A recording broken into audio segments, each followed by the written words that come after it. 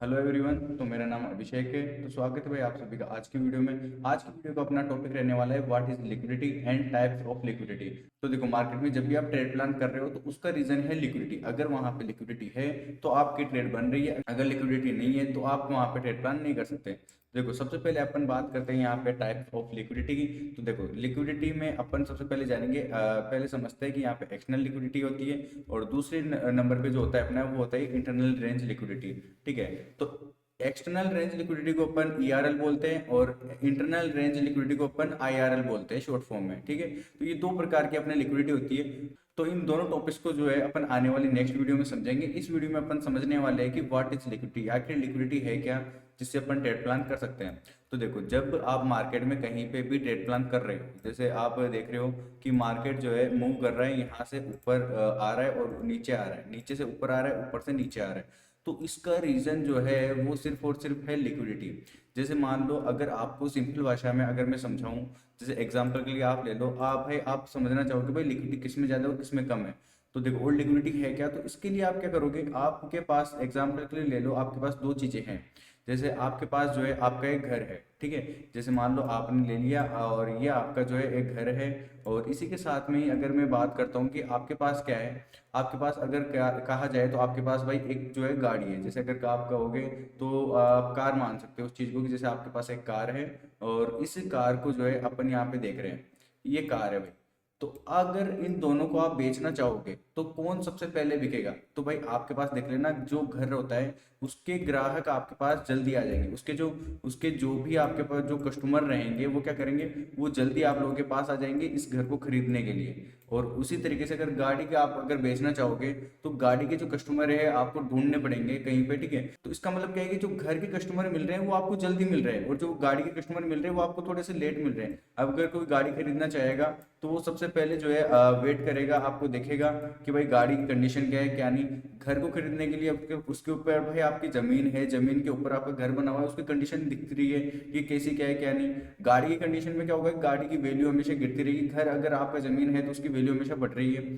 तो उसकी वजह से क्या होगा कि जो रीजन है, जो भी रीजन है इसके, उसकी वजह से क्या होगा, जो घर को खरीदने वाले जो कस्टमर रहेंगे वो ज्यादा रहेंगे भाई। ठीक है। यहाँ पे घर को खरीदने वाले कस्टमर यहाँ पे थोड़े से ज्यादा है और गाड़ी को खरीदने वाले जो कस्टमर है यानी कि यहाँ पे जो गाड़ी खरीद सकते हैं वो यहाँ पे कम है। क्योंकि तो देखो, जब भी आप गाड़ी बेचना चाहोगे तो वहाँ पे आपको कस्टमर ढूंढने पे मिलेंगे, वो भी मुश्किल से मिलेंगे। ठीक है। तो धीरे धीरे जैसे उसके कस्टमर का आ जाए तो कम मिलेंगे। तो यानी कि क्या कह सकते हैं अपन, यहाँ पे जो घर की लिक्विडिटी है, वो घर की जो लिक्विडिटी है वो यहाँ पे ज्यादा है भाई। ठीक है। वो ज्यादा है किसके मुताबिक, गाड़ी के मुताबिक यहाँ पे ज्यादा है। तो इसका मतलब क्या हुआ, गाड़ी के जो ग्राहक है तो फिर इसका मतलब गाड़ी में लिक्विडिटी कम है, उसी तरीके से घर में लिक्विडिटी ज्यादा है। तो सेम इसी तरीके से अगर आप एग्जाम्पल लोगे अपने सोने का, और अगर आप सोने के साथ में अगर कंपेयर करोगे किसी, जैसे मान लो आपकी कोई, ठीक है, कोई लैंड है, आपकी कोई जमीन है, तो अगर आप उस जमीन को जो है कंपेयर कर रहे हो अपने गोल्ड से, ठीक है, या आप गोल्ड से जो है कंपेयर कर रहे हो, तो यहाँ पे क्या है, जो गोल्ड के ग्राहक है वो ज्यादा है। अगर आपके पास कोई गहना बना हुआ है या फिर कोई आभूषण वगैरह है जैसे, तो उसके क्या करेंगे लोग, उसके जल्दी कस्टमर मिल जाएंगे। तो इसका मतलब क्या है, गोल्ड में लिक्विडिटी ज्यादा है आपकी जो जमीन है उसके मुताबिक। ठीक है।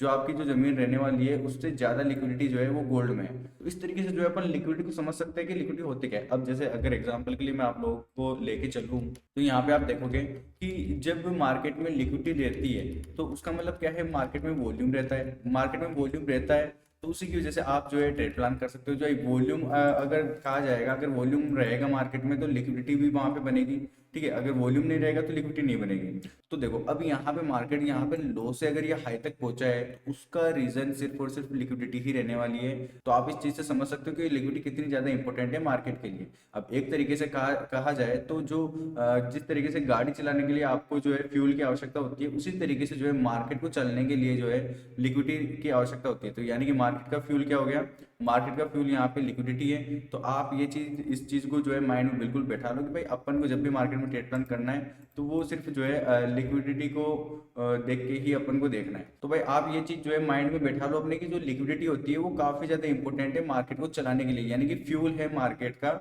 लिक्विडिटी। तो इसको आप जब भी ट्रेड प्लान करोगे तो ट्रेड प्लान करने से पहले आपको लिक्विडिटी मार्केट में देखना है, उस तरीके से आइडेंटिफाई करना है। जैसे अगर आप देखना चाहोगे, जैसे आपने यहाँ पे एंट्री प्लान करी, एग्जांपल के लिए मैं आपको बताता हूँ कि आपने जो है इस लेवल पे आने के बाद में आपने यहाँ पे अपनी पोजीशन बनाई, और इस पोजीशन के साथ में जो है आप यहाँ पे ट्रेड प्लान करते हो।